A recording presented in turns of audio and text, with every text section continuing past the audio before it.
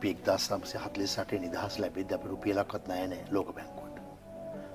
දැන් ඉන්න ජනාධිපතිවරයාම පාර්ලිමේන්තුවෙත් කිව්වා පිටිපිටදෙත් කිව්වා 1949 දී එංගලන්තෙන් ණයක් දුන්නා කියලා. අද අපි බංගලාදේශයෙන් ණය ගන්නවා. ඇඟලුම් කර්මාන්තේ අපේ නෙවෙයි බංගලාදේශයේ ඉගෙන ගත්තේ.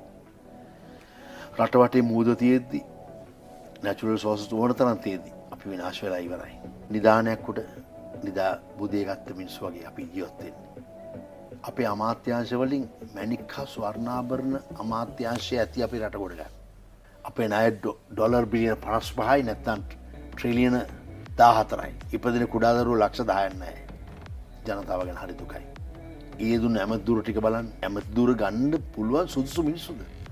මේ ලංකාවේ පාර්ලිමේන්තුවේ නීති සම්පාදනය කරන්න සුදුසු උගත්කමක් වපසරියක් නොලේජ් එකක් එක්ස්පීරියන්ස් එකක් තියෙන මිනිස්සුද මේ මන්ත්‍රී දුර ඇමති දුර ගන්න? මිනිමරුවෝ කුඩුකාරෝ ගංජාකාරෝ හරක්කරු කප්පංකාරෝ මාල කඩා ගන්නු රේස් බයිරේස් එතනෝල් කසිප්පු මේ වගේ නියෝජනයක් තිබිලා මේ රට මෙතනින් බේරුණ එක ලොකු දෙයක්. ජනතාවක් යුතුයි. දැන නෙමෙපත් කරන්නේ.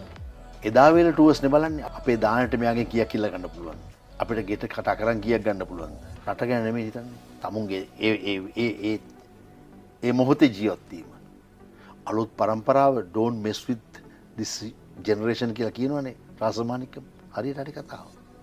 අලුත් ජෙනරේෂන් එක අප්ඩේට් වෙලා තියෙන්නේ. ඊළඟ අරගලය බොහොම ඩිජිටල් අරගලයක් වෙයි. ඒක බොහොම ඇඩ්වාන්ස් ඉස්සරහට පේන්නේ නැති ගරිල්ලා අමුතු අරගලයක් වෙයි. හොරගම් කරපුන් යන්නේ තැනක් නැති නන්නත්තර වෙන අරගලයක් වෙයි. ඒක දැන් සයිබර් ෆයිට් එකක් වෙයි.